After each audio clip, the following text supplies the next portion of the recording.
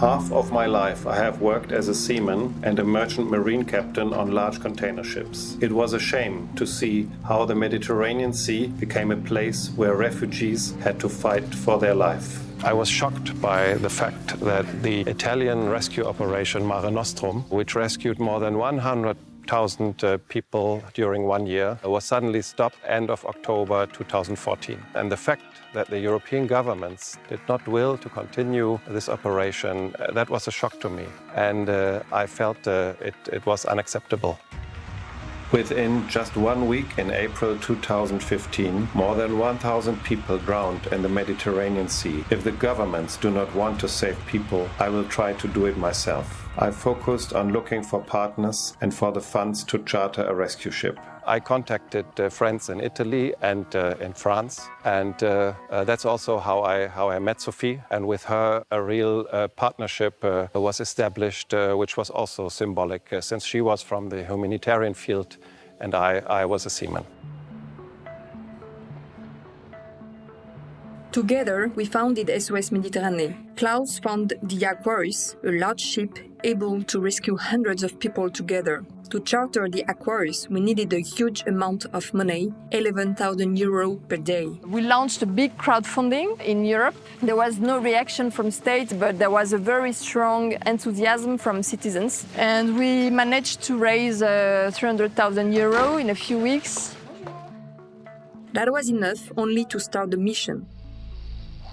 We met the first boat just a few days after departure from Lampedusa. When I was on the small rib with 4 people on board and we were approaching to this rubber boat with, I think, 75 people on board, I realized how little we were actually prepared for the encounter of people in such a life-threatening distress. They were almost fighting to be the first one. They were like in a non-human state due to their anxiety. That was shocking. The smell which they had was the smell of a terrible prison which they must have lived through before. Look at me, okay. Look at me, finish, it's over, it's okay. Take it easy. They have all endured what they call the Libyan hell.